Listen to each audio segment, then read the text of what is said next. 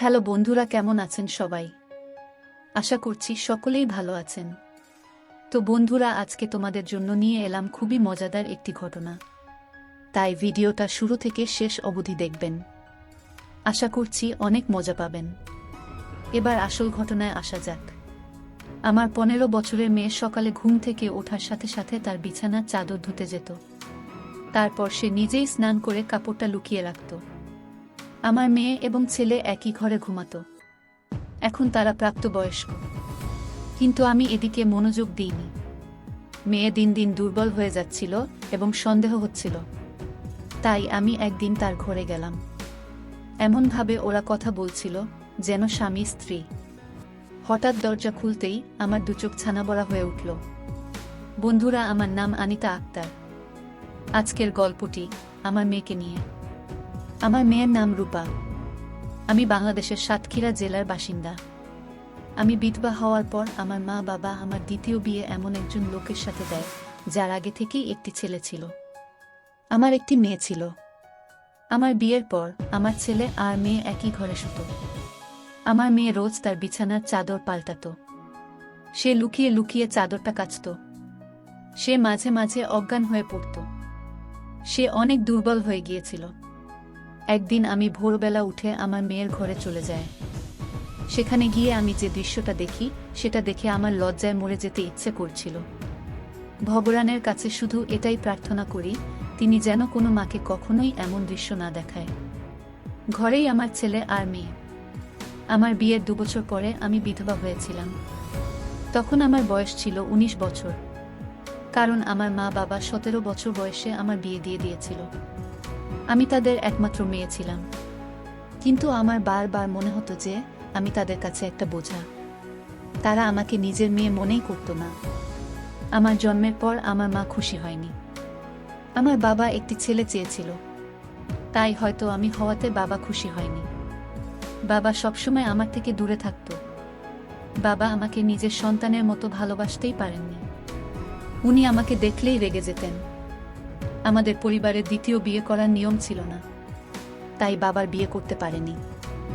সেই কারণে বাবার আমার উপর খুব রাগ ছিল। তাই বাবা তাড়াতাড়ি আমার বিয়ে দিয়ে দিয়েছিল। আমার স্বামী একটি সরকারি স্কুলে পড়াতেন। আমাদের একটি 3 বছরের মেয়ে ছিল। একদিন হঠাৎ স্কুল থেকে ফেরার পথে আমার স্বামীর অ্যাক্সিডেন্ট হয়, আর তিনি মারা যান। আমার স্বামী মারা যাওয়ার পর আমার দিন খুব কষ্টে কেটেছিল। আমার উপর অনেক দায়িত্ব এসে পড়েছিল। কিছুদিন পর আমার শ্বশুর শাশুড়ি আমাকে আমার বাপের বাড়িতে পাঠিয়ে দেন। আমি তাদের উপর বড় বোঝা হয়ে উঠেছিলাম। তারা তার ছেলের মৃত্যুর জন্য আমাকেই দায়ী করতেন। তারা এমন করতেন যেন আমি তাদের ছেলেকে মেরে ফেলেছি। আমিও চুপচাপ আমার মা বাবার বাড়িতে চলে আসি। মা বাবার কাছে তো আমি আগে থেকেই একটি বোঝা ছিলাম। আমি আমার মেয়েকে জড়িয়ে ধরে খুব কাঁদতাম। কিছুদিন পর আমার মা বাবা আমার আবার বিয়ে দিয়ে দেন। এবার তারা এমন একজন লোকের সাথে আমার বিয়ে দেন যার আগে একটি বিয়ে ছিল, আর সেই দিকে তার একটি ছেলে ছিল, আর আমারও একটি মেয়ে ছিল। আমাদের দুজনের অবস্থা একই রকম ছিল, তাই আমাদের বিয়ে হয়ে যায়। না হলে তখন আমার জন্য কোনো ভালো সম্বন্ধ আসছিল না। তার ছেলে আমার মেয়ের থেকেও 1 বছরের ছোট ছিল। তার ছেলের নাম ছিল মারুফ, আর আমার মেয়ের নাম ছিল রূপা। আমরা 4 জনে মিলে সুখে সংসার করতে লাগি। দেখতে দেখতে অনেকগুলো বছর কেটে যায়।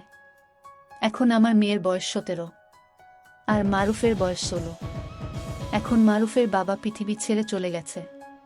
উনি অনেক দিন ধরে রোগে ভুগছিলেন। উনার অনেক রকমের অসুখ ছিল। উনি চলে যাওয়ার পর বাড়িটা একদম ফাঁকা হয়ে গিয়েছিল। আমাদের নিজের বাড়ি ছিল, তাই ভাড়া দেওয়ার চিন্তা ছিল না। আমাদের বাড়িতে একটি ছোট্ট দোকান ছিল। একদিন আমি ঘুমোচ্ছিলাম, হঠাৎ আমি একটি আওয়াজ শুনতে পাই, যেটা শুনে আমার ঘুম ভেঙে যায়। আমি বুঝতে পারি যে আওয়াজটি মারুফের ঘর থেকে আসছিল। আমি দৌড়ে মারুফের ঘরে গিয়ে পৌঁছি। সেখানে গিয়ে দেখি মারুফের ঘরের ছাদটা ভেঙে গেছে। আমার ভয় হয় যে মারুফ ছাদের নিচে চাপা পড়ে যায়নি তো। আমি একটু কাছে গিয়ে দেখলাম যে মারুফ সেখানে নেই। মারুফ হয়তো বাথরুমে গেছে। ও খুব জোর বেঁচে গেছে। আমি আল্লাহকে ধন্যবাদ জানাই যে মারুফ নিরাপদে আছে। ওর কিছু হয়ে গেলে আমি ওর পরপারের পিতাকে কি করে মুখ দেখাতাম। কিন্তু আমাদের কাছে এখন তো টাকা নেই যে আমরা মারুফের ঘরটা মেরামত করতে পারবো। আমি ঘরটা যেমন আছে সেরকম ভাবে রেখে দিলাম। আমি গিয়ে রান্নাঘরে আমার বিছানা করলাম আর আমার ছেলে মেয়েদের ঘরে শুতে বললাম, কারণ তখন শীতকাল ছিল আর বাইরে খুব ঠান্ডা ছিল। আমার ঘরে একটাই বিছানা, সেখানে দুজন খুব কষ্টে শুতে পারত। আমার ছেলে আর মেয়ে দুজনকেই এখন একই ঘরে শুতে হতো। একদিন সকালে মারুফ তাড়াতাড়ি উঠে জলখাবার খেতে চলে আসে, কিন্তু তাসলিমা তখনও ঘুমাচ্ছিল। এতে আমি অবাক হই, কারণ তাসলিমা রোজ ঘুম থেকে তাড়াতাড়ি ওঠে। আজ ও এত বেলা অবধি ঘুমোচ্ছে কেন? আমি তাসলিমাকে ডাকি, কিন্তু তার কোনো সাড়া পাওয়া যায় না। তারপর আমি তার ঘরে গিয়ে দেখি সে অজ্ঞান হয়ে পড়ে আছে। এটা দেখে আমি খুব ঘাবড়ে যাই। আমি মারুফকে বলি তাড়াতাড়ি একজন ডাক্তার ডেকে আনতে। ডাক্তার এসে বলে যে তাসলিমা খুব দুর্বল ও শরীরে কমে গেছে, তাকে দিয়ে কোনো ভারী কাজ করানো ঠিক হবে না, তাকে আর এখন আরাম করতে দেওয়া উচিত। ভালো করে খাওয়া দাওয়া করলে ও ঠিক হয়ে যাবে। তাসলিমার যখন জ্ঞান ফেরে তখন আমি ওকে জিজ্ঞেস করি, তোর কি হয়েছে? তাসলিমা বলে, জানি না কি হয়েছে। আমি বসেছিলাম, হঠাৎ আমার মাথাটা ঘুরে গেল। আমি বলি, তুই বিশ্রাম নে, আমি তোর জন্য কিছু খাবার নিয়ে আসছি। এই বলে আমি রান্নাঘরে চলে যাই। যখন আমি খাবার নিয়ে তার ঘরে আসি তখন দেখি তাসলিমা বিছানায় নেই, আর বিছানায় চাদরটাও নেই। আমি ঘরের বাইরে গিয়ে দেখি তাসলিমা সেই চাদরটা কাচ্ছে। আমি ওকে বলি, তুই এখন চাদর কাচ্ছিস কেন? ডাক্তার তোকে আরাম করতে বলেছে, এক্ষুনি ওঠ ওখান থেকে আর নিজের ঘরে যা, গিয়ে কিছু খেয়ে নে। তাসলিমা বলে, না মা, এই চাদরটা কাচার দরকার। তুমি তো জানো আমাদের বাড়িতে একটাই চাদর আছে, এটা না কাচলে রাতে বিছানায় কি পাতবো? আমি বলি, চাদরটা তো অতটা নোংরা হয়নি যে আজকে কাচতে হবে। হঠাৎ তোর চাদর গাছের ভূত চাপলো কেন মাথায়? তুই ওঠ ওখান থেকে, চাদরটা আমি কেচে দেব। কিন্তু সে আমার কথা শুনল না। সে নিজের চাদরটা কেচে সেটাকে ছাদে শুকোতে দিতে গেল। তারপর সে এসে জলখাবার খেয়ে ঘুমিয়ে পড়ে, আর মারুফ ও কাজে বেরিয়ে যায়। মারুফকে আমি মেট্রিক পর্যন্ত পড়াতে পেরেছিলাম। ও একটা কাপড়ের দোকানে কাজ করত আর সারাদিন খুব খাটত। আমাদের নিজেদের দোকানটা আমি একাই চালাতাম। আমাদের দোকানে বাচ্চারাই বেশি আসতো। সেদিন মারুফ বাড়ি ফিরে বলে সে বাইরে থেকে খেয়ে এসেছে। সে দেরি করে বাড়ি ফিরেছিল। তাসলিমা আগেই ঘুমিয়ে পড়েছিল। মারুফ ও ঘরে গিয়ে শুয়ে পড়ে, আর আমি রান্নাঘরে বিছানা পেতে শুয়ে পড়ি। জায়গা বদলের কারণে আমার ঘুম আসছিল না। আমার স্বামীর কথা খুব মনে পড়ছিল। আমার দ্বিতীয় স্বামী আমার খুব খেয়াল রাখতেন। তিনি আমাকে কখনো আগের বিয়ে নিয়ে কথা শোনাতেন না। আমার মেয়েকেও তিনি নিজের মেয়ের মতোই ভালোবাসতেন। আমি মারুফকে নিজের ছেলের মতোই ভালোবাসি। মারুফ আমাকে নিজের মায়ের থেকেও বেশি ভালোবাসে। সে আমার সব কথা শুনে। এখন বাড়িতে ও একমাত্র ছেলে আর আমাদের একমাত্র ভরসা। ও না থাকলে আমরা মা মেয়ে কোথায় যেতাম? মারুফ কাজও খুব ভালো করত। আমি ওকে বলেছিলাম পড়াশোনা শেষ করতে। ওর কাছে যদি একটা ভালো ডিগ্রি থাকে তাহলে ও ভালো একটি চাকরি পাবে। ও আমার কথা মেনে নিয়েছিল। পরের দিন সকালে তাসলিমা আবার অজ্ঞান হয়ে পড়ে। এইবার ওর চেহারা দেখে আমি ভয় পেয়ে যাই। মনে হচ্ছিল ওর শরীর থেকে সব রক্ত বেরিয়ে গেছে। ও পুরো সাদা হয়ে গিয়েছিল। আমি আবার ডাক্তারকে ডেকে পাঠালাম। ডাক্তারবাবু এসে বললেন, ওকে কি খাওয়ানো হয়েছে? আমি বলি, ও তো সেই ডাল ভাত আর সবজি খেয়েছিল। ওকে নিয়ে ফলও খাইয়েছিলাম, আর সারাদিন ওকে কোনো কাজ করতে দেওয়া হয়নি। ডাক্তারবাবু বলেন, তাহলে ও আবার এত দুর্বল হয়ে পড়ল কি করে? আপনাকে এই ব্যাপারটি সিরিয়াসলি নিতে হবে, না হলে আপনার মেয়ের প্রাণটাও চলে যেতে পারে। এভাবে বারবার অজ্ঞান হয়ে পড়া আর এতক্ষণ ধরে অজ্ঞান হয়ে থাকা কোনো সাধারণ ব্যাপার নয়। ডাক্তারবাবু চলে যাওয়ার পর যখন তাসলিমার জ্ঞান ফেরে তখন আমি ওকে বলি, আজকে তুই যদি কোনো কাজ করিস তাহলে আমার থেকে খারাপ কেউ হবে না। কিন্তু কিছুক্ষণ পর যখন আমি তাসলিমার ঘরে যাই তখন আমি আবার দেখি ও তার বিছানার চাদর কাচ্ছে। এইবার আমি দূর থেকে তাসলিমাকে দেখছিলাম। ও যা সব করছে কোনোটিই সাধারণ নয়। ও যবে থেকে মারুফ আর ও এক ঘরে শুচ্ছে তবে থেকে এমন অদ্ভুত আচরণ করছে। তবে থেকেই ও অজ্ঞান হতে শুরু করেছে। ওরা দুজন সৎ ভাই বোন হয়, কিন্তু ছোটবেলা থেকেই ওরা একসাথে বেড়ে উঠেছে। ওরা নিজের ভাই বোনের মতো একে অপরকে ভালোবাসে। তাহলে দিন দিন আমার মেয়ের শরীরটা দুর্বল হয়ে যাচ্ছে কেন? এমনটা তো তখনই হয় যখন একটি মেয়ে গর্ভবতী হয়, কিন্তু একটি কম বয়সী মেয়ের এরকম হওয়া একেবারেই স্বাভাবিক নয়। পরের দিন সকালে আমি দেখি অদিতি ছাদের চাদর শুকুতে দিতে গেছে। ও ভয়ে ভয়ে আশেপাশে দেখছিল যে কেউ দেখছে কিনা। আমি রান্নাঘরের জানালা থেকে সব দেখতে পাচ্ছিলাম। ওর আচরণ আমার খুব অদ্ভুত লাগেও আমার ঘরে এসে শুয়ে পড়ে আর নিজের উপর একটি চাদর চাপা দিয়ে দেয়, যাতে আমি বুঝতে না পারি যে ওর নিচে কোনো চাদর আছে কিনা। আমি ওর জন্য খাবার বানিয়ে নিয়ে যাই। আমাদের দোকানটা না তেমন ভালো চলছিল না। সেখানে খুব বেশি খদ্দের আসতো না, শুধু বাচ্চারাই আসতো ওই ট্রফি আর চকলেট কিনতে। তারা 5-7 দিয়ে চলে যেত। এইভাবে আমাদের আর কি করে চলবে? আমি আমার ছেলে মেয়েকে এই বিষয়ে কিছু জানি না। মারুফ আগে থেকেই একটি চাকরি করছিল। তাকে যদি আমি এসব কথা বলি তাহলে আরও চিন্তায় পড়ে যাবে। এদিকে এত কম টাকায় আমার পক্ষে সংসার চালানো মুশকিল হয়ে উঠছিল। এদিকে তাসলিমা অসুস্থ। ডাক্তার বলেছে ওকে ভালো ভালো খাবার খাওয়াতে, কিন্তু চাল ডাল কিনতেই তো আমাদের সব টাকা শেষ হয়ে যায়। এইভাবে সংসার চালানো খুব মুশকিল। একদিন আমি তাসলিমা আর মারুফকে এমন সব কথা বলতে শুনি যা শুনে আমি অবাক হয়ে যাই। তাদের কথা আমি কিছুই বুঝতে পারি না। মারুফ বলছিল, তুই তো এখন থেকেই শরীর খারাপ করে বসে আছিস। আমার মনে হয় তোর আর ওই কাজটা করা উচিত নয়। তাসলিমা বলে, না না, আমি এটা করতে পারবো। এমন সুযোগ তো আর বারবার আসে না। আমি বুঝতে পারিনি যে আমার সাথে এমনটা হবে। আমি ভাবিনি যে আমার শরীরের শক্তি এত কম যে আমি এটুকু সহ্য করতে পারবো না। মারুফ বলে, আমি তোর জীবন নিয়ে খেলতে পারবো না, তাই আমাদের এটা বন্ধ করা উচিত। তাসলিমা বলে, এটা তো মাত্র কয়েক সপ্তাহের ব্যাপার, তারপর আর এমন সুযোগ আসবে না। ওরা কি কথা বলছে আমি তো কিছুই বুঝতে পারছি না। একদিন সকালে আমি এমন একটি জিনিস দেখি যেটা দেখে আমার হুঁশ উড়ে যায়। আমি দেখি তাসলিমা ছাদে কাপড় শুকোতে দিতে গেছে, এক পাশে গিয়ে বমি করে। আমি দৌড়ে গিয়ে তাকে জিজ্ঞেস করি, তোর কি হয়েছে? তুই কি খেয়েছিস? আর তুই রোজ বিছানার চাদর কেন কাচ্ছিস? এইসব তুই কি করছিস? তুই এমন কোনো কাজ করিসনি তো যাতে তোর আর তোর বাবা মায়ের সম্মানটা নষ্ট হয়। এমনটা হলে আমি তাকে কোনোদিন ক্ষমা করব না। আমার মেয়ে বলে, মা তুমি এসব কি বলছো?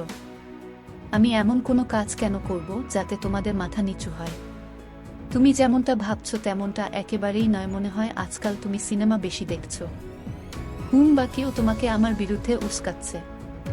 আমি যদি রোজ চাদরটা কাচি তো তাতে কি হয়েছে? চাদরটাও নোংরা হয় তাই কাচি। আর তুমি তো জানো যে আমি রোজ ওষুধ খাই, তাই জন্যই হয়তো আজ আমার বমি হলো। তুমি কি সব উল্টোপাল্টা ভাবছো মা? আমার মেয়ে আমার সঙ্গে এভাবে কথা বলছে, আমি ওর গালে সপাটে একটা চড় মারি।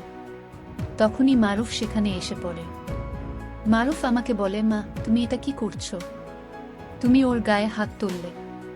আমি বলি, হ্যাঁ আমি ওকে মেরেছি। এটা আমার অনেক আগেই করা উচিত ছিল। আমি এখনো জানি না যে তারা দুজনে মিলে কি করছিস। যেদিন আমি জানতে পারবো সেদিন আমি তাদেরকে ছাড়ল না। আমি নিজেই জানি না আমার কি হয়েছিল। আমার মুখে যা আসছিল আমি তাই বলছিলাম। আমার এমনটা করা উচিত হয়নি। সেদিন রাতে হঠাৎ আমার ঘুম ভেঙে যায় আর আমি দেখি আমার ছেলে মেয়েদের ঘরে লাইট জ্বলছে। এত রাতে ওদের ঘরে লাইট কেন জ্বলছে? ওদের তখন শুয়ে পড়া উচিত। আমি ওদের ঘরের কাছে যাই, আরে গিয়ে আমি ওদের কথা বলার আওয়াজ শুনতে পাই। ওরা কিছু একটা নিয়ে কথা বলছিল। আমি বাইরে দাঁড়িয়ে ওদের কথা শুনছিলাম। মারুফ বলছিল, তুই খুব ভাগ্যবতী। তাসলিমা বলে, হ্যাঁ সে তো বটেই, কিন্তু কাল যখন আবার আমার শরীর খারাপ হবে তখন মা আবার চিন্তা করবে। মারুফ বলে, আর মাত্র কয়টা দিনের ব্যাপার, একটু সহ্য করে নে। আমি ভাবি, ওরা এসব কি কথা বলছে? আমি আর সহ্য করতে পারলাম না। আমি দরজা খুলে ভিতরে যাওয়ার চেষ্টা করলাম, কিন্তু যেই দরজাটা খুলতে গেলাম আমি দেখি দরজা ভেতর থেকে বন্ধ। ওরা ঘরের দরজা বন্ধ করে কেন শুয়েছে? এখন গরমের সময় ওদের তো দরজা খুলে শোয়া উচিত। আমি অনেকক্ষণ ধরে দরজা ধাক্কা দিচ্ছিলাম, কিন্তু ওরা দরজা আর খোলে না। ওরা দরজা খুলতে আধ ঘন্টা লাগিয়ে দেয়। যখন ওরা দরজা খুলে তখন আমি ভেতরে গিয়ে দেখি ওরা দুজন ছাড়া ঘরে আর কেউই নেই। ওদের চোখ মুখ দেখে মনে হচ্ছিল ওরা ঘুমোচ্ছিল। আমি ওদের জিজ্ঞেস করলাম, তোরা কি করছিস? ওরা বলে, আমরা তো ঘুমাচ্ছিলাম। আমি বলি, মিথ্যা কথা বলিস না, তোরা জেগেছিলিস। আমি তোদের কথা বলার আওয়াজ শুনতে পাচ্ছিলাম। ওরা বলে, আমরা এত রাতে কেন জেগে থাকব? আমাদের কি কাল পরীক্ষা আছে যে আমরা জেগে থাকব? আমরা ঘুমিয়ে পড়েছিলাম। তখন আমার কাছে বলার মতো কিছুই ছিল না। ওদের সত্যি দেখে মনে হচ্ছিল যেন ঘুমোচ্ছিল। আমি আর কিছু না বলে ওখান থেকে চলে আসি। কিন্তু আমার মনে হচ্ছে কিছু একটা গন্ডগোল তো আছে। একদিন আমি আমার মেয়ের হাতের কালশিটের দাগ দেখতে পাই। আমি তাকে জিজ্ঞেস করি যে, তোর চোট লাগলো কি করে? সে আমাকে বলে যে তরকারি কাটতে গিয়ে ছুরিতে তার হাত কেটে গেছে। কিন্তু ছুরিতে কাটলে তো আঙুলটা কাটত, ওর হাতের ওপর কি করে কাটল? কখনো সে অজ্ঞান হয়ে পড়ছে, কখনো তার শরীরে আঘাতের চিহ্ন, কখনো সে লুকিয়ে লুকিয়ে বিছানার চাদর কাটছে। এসব কি হচ্ছে? আমি যেটা ভাবছি সেটাই সত্যি নয় তো? আমি আল্লাহর কাছে প্রার্থনা করছিলাম যে আমার আশঙ্কাই যেন সত্যি না হয়। কিন্তু এসব চিহ্ন তো সেই সব দিকেই ইঙ্গিত করছে। ভুলটা আমারই তাসলিমা আর মারুফকে এক ঘরে শুতে দেওয়া উচিত হয়নি। ওরা ভাই বোন হলেও তো ওরা সৎ। আর ওরা কম বয়সী ছেলে মেয়ে। এই বয়সের ছেলে মেয়েরা অনেক সহজে ভুল করে বসে। ওদের আবেগ অনেক বেশি। আমারই ওদের উপর নজর রাখা উচিত ছিল। বড়রা যদি ছোটদেরকে না সামলায় তাহলে তো ওরা ভুল করবেই। সব দোষ আমার। আমি এখন ওদের উপর খুব কড়া নজর রাখছিলাম। একদিন আমি ঘরের বাইরে থেকে ওদের কথা শুনতে পাই। আমার ছেলে আমার মেয়ের জন্য একটি ওষুধ কিনে এনেছিল। সে তাসলিমাকে এই ওষুধের ট্যাবলেটটা দিয়ে বলে, তুই এটা খেলে তোর সব সমস্যা দূর হয়ে যাবে। রোজ রাতে শোয়ার আগে তো এই ট্যাবলেট খাবি, তাহলে দেখবি তুই সকালে আর অজ্ঞান হবি না। তাসলিমা সেই ট্যাবলেট নিয়ে তার আঁচলের ভিতরে লুকিয়ে ফেলে। তারপর থেকে আমি দেখি তাসলিমা আর অজ্ঞান হয় না। কিন্তু একদিন হয়তো সেই ট্যাবলেটটা শেষ হয়ে গিয়েছিল, তাই তাসলিমা আবার অজ্ঞান হয়ে পড়ে। সেদিন আমার ছেলে বাড়িতে ছিল না, তাই আমি ঠিক করি এই সুযোগটা কাজে লাগাবো। আমি তাসলিমার বিছানার চাদরটা তুলে নিজের ঘরে নিয়ে আসি। আমি দেখতে চাই যে ওই চাদরে এমন কি লেগে থাকে যার জন্য তাসলিমা রোজ সেই চাদরটা কাচে। এমনকি তার শরীর খারাপ থাকা সত্ত্বেও সে চাদর কাচতে কিন্তু ভোলে না। আমি চাদরটা ঘরে নিয়ে এসে সেটাকে খুলে দেখি। প্রথমে আমি কিছুই দেখতে পাই না, কিন্তু যখন আমি আরো ভালোভাবে দেখি তখন আমার চোখে পড়ে যে গোটা চাদরে সাদা সাদা চুল লেগে আছে। আমি বুঝতে পারছিলাম না যে ওটা কিসের চুল। এই চুলগুলো পুরো সাদা ছিল আর একদম ছোট্ট ছোট্ট ছিল। আমি কিছু বুঝতে পারছিলাম না। তখন আমার মেয়ের জ্ঞান ফিরে আসে। সে আমার কাছে এসে বসে আর জিজ্ঞেস করে, মা, আমার বিছানার চাদরটা কই? খুব ঘাবড়ে গিয়েছিল। হয়তো ও বুঝতে পেরেছিল যে আমি চাদরটা দেখে ফেলেছি। আমি বলি, ওটা আমি কাচতে দিয়েছি। তখন আমার পাশ থেকে উঠে যাচ্ছিল ও। আমি তখন ওর হাতটা ধরে ফেলি। আমি আজ দেখে ফেলেছি যে চাদরে কি লেগে আছে। এবার তুই আমাকে সব সত্যি কথা বল। তুই এসব কি করছিস? আমার মনে খুব খারাপ চিন্তা আসছে। আমি যা সন্দেহ করছি সেটা কি সত্যি? আমার মেয়ে আমার পাশে এসে বসে আর আমাকে সব কথা খুলে বলে। ওর কথা শুনে আমার পায়ের তলা থেকে মাটি সরে যায়। ও আমাকে বলে, মা, তুমি যেমনটা ভাবছেন তেমনটা একেবারেই নয়। আমি আর মারুফ বুঝতে পেরেছিলাম যে আমাদের বাড়ির অবস্থা ভালো নয়।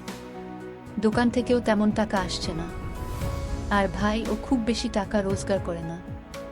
আমরা বুঝতে পারছিলাম না আমরা কি করব। তখন ভাইয়ের এক বন্ধু ভাইকে একটা কাজ দেন। তার বন্ধু অনেকগুলো ছোট ছোট বিড়ালের বাচ্চা পুষেছিল, কিন্তু সে একা তাদেরকে সামলাতে পারত না। তাই সে ভাইকে এই কাজটা দিয়েছিল, আর এর জন্য তাকে সে অনেক টাকা দিত। ভাই সারাদিন ওই বিড়ালের বাচ্চাগুলোকে দেখাশোনা করত, কিন্তু রাতে এসে সে ক্লান্ত হয়ে পড়ত। আমি বুঝতে পারি যে রাতে তার বিশ্রাম দরকার। তাই আমি তাকে বলি ওই বাচ্চাগুলোকে আমাদের ঘরে নিয়ে আসতে, আর আমি সারা রাত ওদেরকে সামলাবো। ওই বাচ্চা বিড়ালগুলোর গায়ের লোম আমার চাদরে লেগে থাকত, যেটা আমি সকালে ধুয়ে ফেলতাম, কারণ আমি জানতাম যে তোমার এই ধরনের কাজ একদম পছন্দ হবে না। আমরা তোমাকে এই ব্যাপারে কিছু বলতে চাইনি। কয়েকটা রাত পর আমি বুঝতে পারি যে আমার বিড়ালে অ্যালার্জি আছে, তাই আমি সকালে অজ্ঞান হয়ে পড়তাম। ভাই আমাকে একটি ওষুধ এনে দিয়েছিল, সেটা এই অ্যালার্জির ওষুধ। ভাইয়ের বন্ধুটা খুব বড়লোক, সে আমাদের এই কাজটার জন্য রোজ 1000 টাকা করে দিত।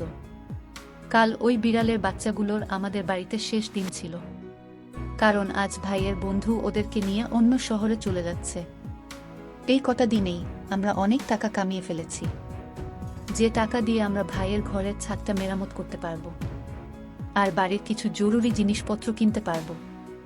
আমরা জানতাম তোমার পোষা বিড়াল পছন্দ নয়, তাই আমরা তোমাকে এই ব্যাপারে কিছুই বলিনি। কিন্তু তুমি কত কিছু ভেবে বসেছিলে, আমাদেরকে সন্দেহ করছিলে। মারুফ আমার সৎ ভাই হলেও আমি ওকে নিজের ভাইয়ের থেকেও বেশি ভালোবাসি। সে সবসময় আমাদের কথা ভেবেছে। তার আত্মীয়রা অনেক বড়লোক, ও চাইলেই তাদের কাছে গিয়ে থাকতে পারত, কিন্তু ও আমাদেরকে দেখবে বলে এখানে রয়ে গেছে। আমার খুব আফসোস হয় এই ভেবে যে আমি ওদেরকে সন্দেহ করেছি। ওদের সম্পর্কে কত কিছু ভেবেছিলাম, কিন্তু ওরা সত্যি কত ভালো। আমার জীবনে অনেক খারাপ হয়েছে, কিন্তু তার মধ্যে একটা ভালো জিনিস হলো আল্লাহ আমাকে এমন দুজন সন্তান দিয়েছে যারা বুদ্ধিমান, বোঝদার আর দায়িত্ববান। মারুফ ফিরে আসার পর আমি তাকে কিছু জানাইনি। তাসলিমা ও জানায়নি যে আমি সবটা জেনে গিয়েছি। আমি আর এই বিষয়ে কথা বলে নিজেকে ছোট করতে চাই না। কিছুদিন পর মারুফ তার ঘরের ছাদটা সারিয়ে ফেলে আমার ছেলে আর মেয়ে দুজনেই খুব পরিশ্রম করতে শুরু করে। আমার মেয়ে বাচ্চাদের বাড়ি বাড়ি গিয়ে টিউশন পড়ায়। আস্তে আস্তে আমাদের অবস্থা আরও ভালো হতে শুরু করে। আমাদের বাড়িতে টাকা আসতে থাকে। আমার ছেলে আর মেয়ে দুজনেই খুব পরিশ্রম করত, কারণ ওরা জানতো ওদের মাথার উপর বাবা নেই, আর আমারও তেমন কিছু করার ক্ষমতা নেই। তাই যা করার ওদের নিজেদেরকেই করতে হবে। আল্লাহর অনেক কৃপা যে আমি যেটা ভেবেছিলাম সেটা সত্যি হয়নি, কিন্তু সেটা হওয়ার সম্ভাবনা ছিল। আমার ছেলে আর মেয়ে দুজনেরই কম বয়স। আমার উচিত হয়নি দুজনকে এক ঘরে শুতে দেওয়া। আমি যা সন্দেহ করেছিলাম সেটা যদি হতো তাহলে সব শেষ হয়ে যেত। তাই আমি আপনাদেরকে সতর্ক করছি, আমি যে ভুলটা করেছি সেটা আপনারা করবেন না। আপনারা আপনাদের বাচ্চাদের ভালোভাবে খেয়াল রাখবেন। তারা কি করছে, কোথায় যাচ্ছে, সব কিছুর খোঁজ রাখবেন। তাদের বন্ধু হয়ে ওঠার চেষ্টা করবেন, যাতে তারা আপনাদের সাথে সবকিছু শেয়ার করে। তারা যদি ভুল পথে যায় তাহলে তাদের সঠিক পথে নিয়ে আসার দায়িত্ব আপনাদের। আর বাচ্চারা বড় হয়ে গেলে তাদেরকে আলাদা ঘরে শুতে দেবেন। আপনাদের আবারও বলবো, আপনারা সবাই আপনাদের বাচ্চাদের খেয়াল রাখবেন। বন্ধুরা, আজকের ভিডিওতে এখানেই শেষ করলাম। অনেক কষ্ট করে ভিডিওটি আপনাদের জন্য বানিয়েছি। যদি ভিডিওটি আপনাদের ভালো লেগে থাকে তাহলে একটা লাইক করবেন এবং চ্যানেলটি সাবস্ক্রাইব করবেন।